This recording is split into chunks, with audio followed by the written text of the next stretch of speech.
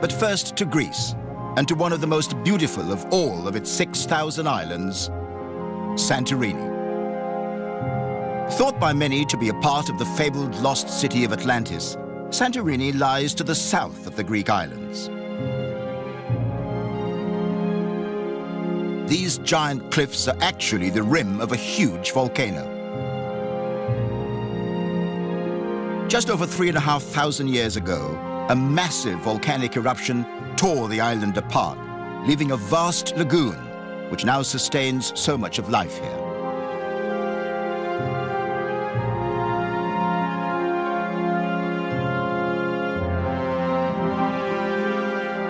To survive on this island, the earliest inhabitants, mainly deckhands and fishermen, were forced to rely on their ingenuity and their skill to tame a harsh environment.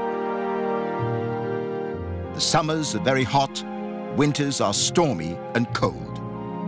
So the islanders dug deep into the rock face and made their homes in caves. These caves are still lived in today. What a view down there. In 1984, Kostis Sihas had the idea to turn these caves into an unusual modern hotel, but keeping faith with essential elements of the original structure.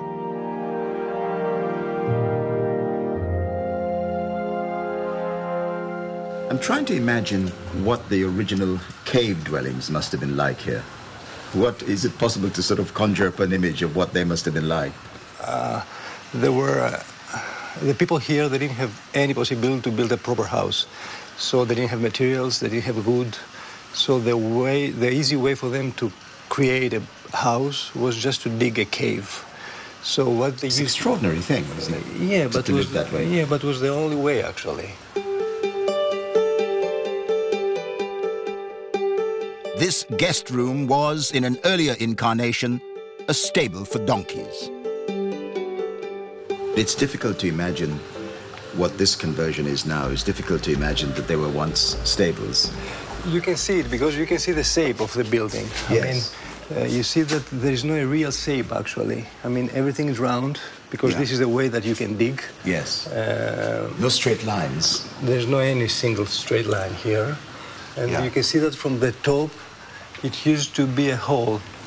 They were feeding the animal from there, actually. They were lazy to come all the way down. So from the top, they were throwing, you know, what they were feeding the animals. So the animals were down here? The animals are here, yeah.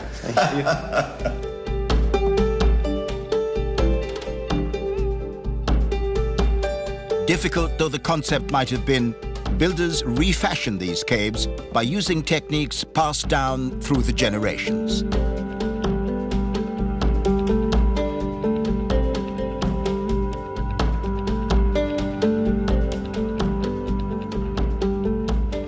Was it a tough life?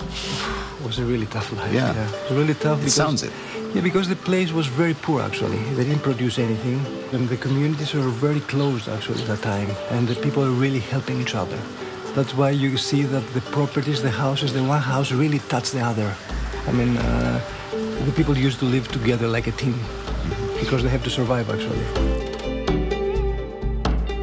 But so successful has been the transformation that these once humble dwellings are now some of the most expensive real estate to be found anywhere in Greece. You look very trained, huh? You're very fit. Well, I'm not, that's the thing. Yeah. I can see how this place comes to life in the tourist season when you have visitors here, and it really thrives on having people around. What about the cold winter months when there's nobody around? I know you have work to do, but it must be a bit strange. It's strange, but it's pretty as well. It's pretty because the place is empty, so you can really feel the atmosphere. You can really see the colors. But it's quiet. Very quiet. Do you feel you need to get off to somewhere else to find some more life? To be honest, I feel more like moving away during the summer than during the winter. Getting away from all your guests? Yeah, get to a place that there's nothing around, actually. I mean, to be like Santorini used to be 30, 40 years ago.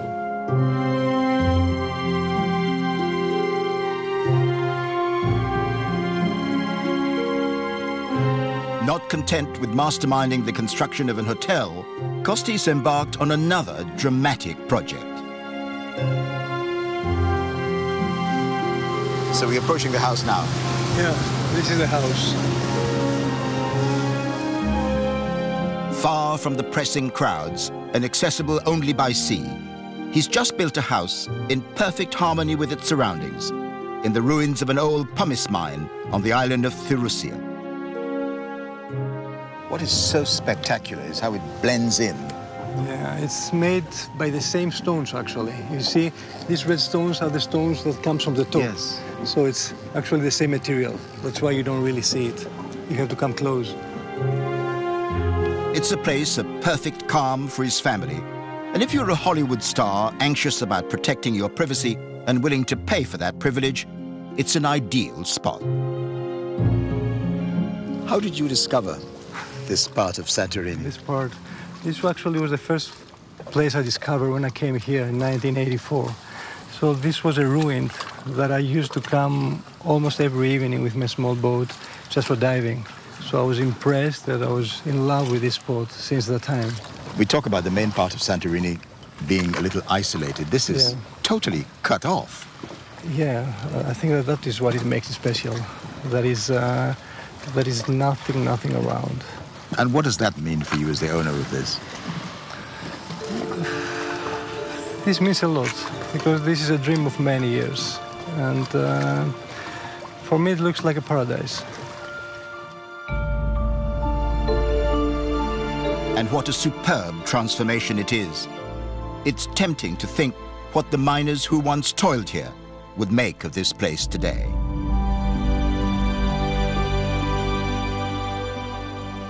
Gosh, look at this view.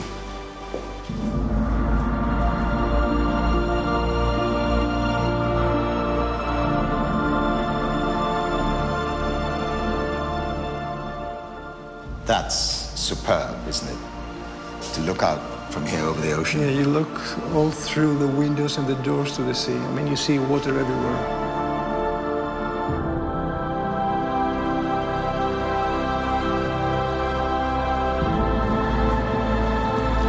There are not many views much better than this.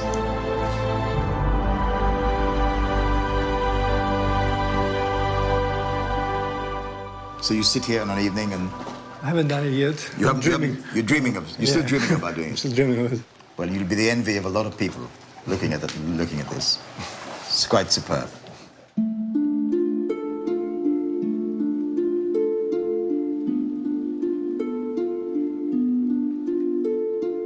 Santorini is an amazing example of how, with imagination and skill, some of the most unpromising parts of this region can become the most desirable. Tomorrow, I see what lies beneath this stunning lagoon.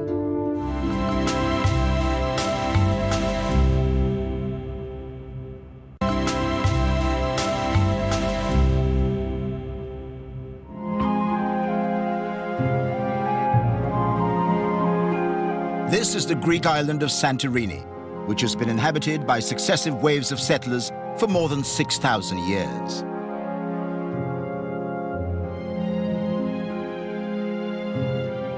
And if these clear blue waters have always lured tourists in their thousands, the islanders have always regarded the sea as a natural source of food.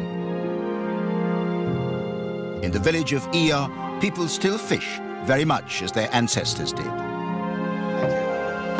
Thank you very much. Thank you, nice to see you. I headed out to the beautiful Amalfi Bay with Stavros Kastrinakis, a champion in the art of spearfishing.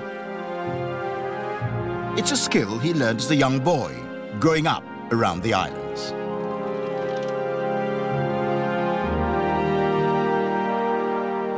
How difficult is it?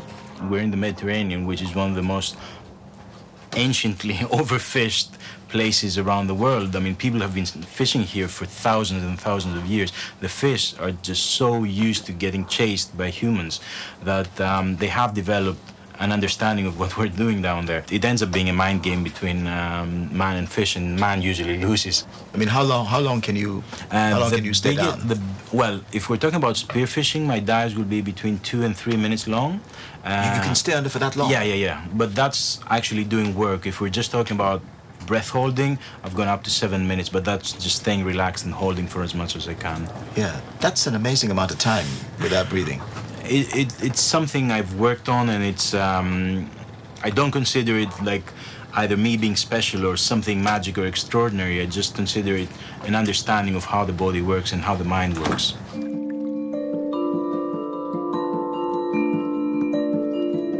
The islanders who swam the depths of these waters all those years ago became accomplished at holding their breath for long periods underwater and fishing with old-fashioned tridents. Today, Stavros uses a more powerful gun. Is that the smaller variety? That's the smallest that you usually would use for hunting inside a cave where you don't have a lot of room. Today, we're going to be fishing mainly in open water, so we're getting a slightly bigger version of the same. It is slightly bigger, indeed. Yeah.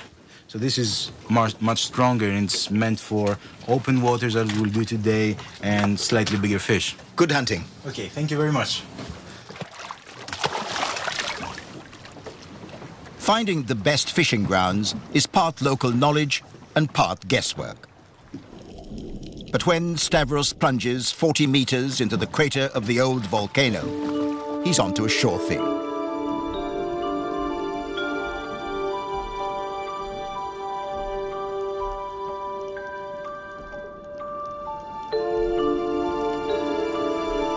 The seabed here is strewn with giant boulders, and they provide a natural hiding place for fish.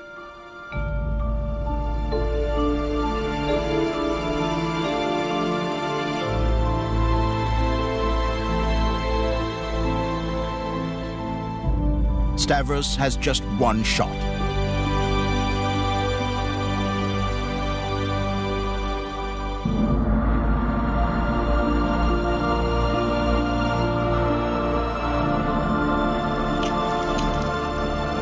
This time, the fish escapes.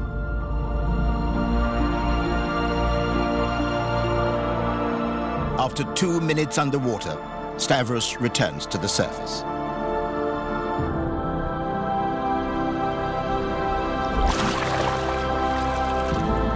Then he prepares to dive again. The trick is that by controlling the rhythm of his breathing, he's able to slow his heart rate and therefore reduce the amount of oxygen he needs.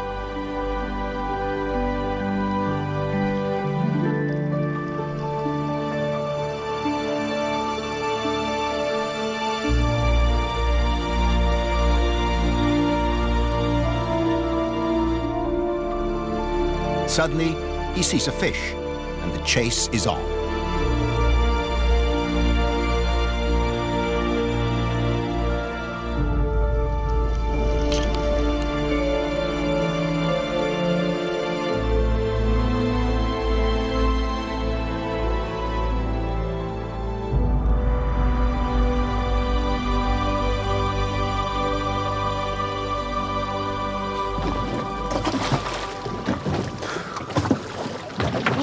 Stavros, what have we got there?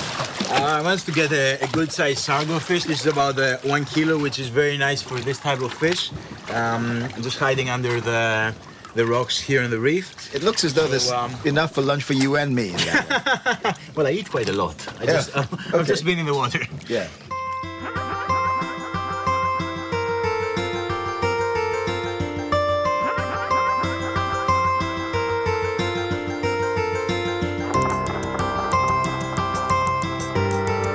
The sargo fish is one of the most popular species to be found in the Mediterranean, and it's one of the finest for the lunch table.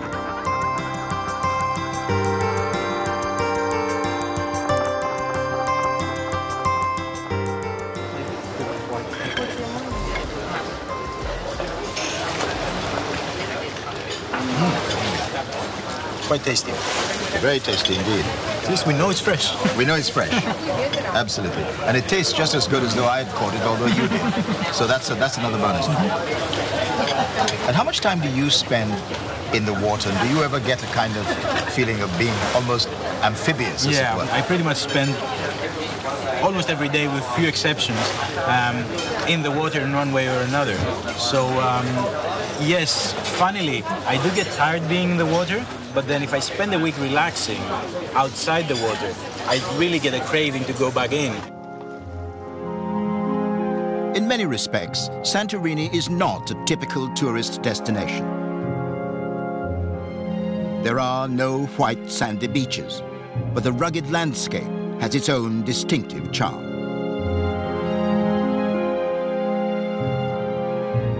And just before day is done and darkness approaches, people flock to the hills.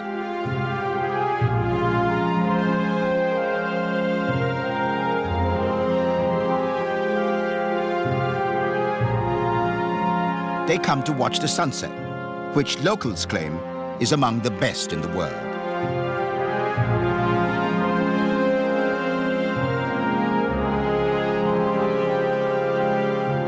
Is it any wonder that the Mediterranean attracts more tourists than anywhere else on Earth?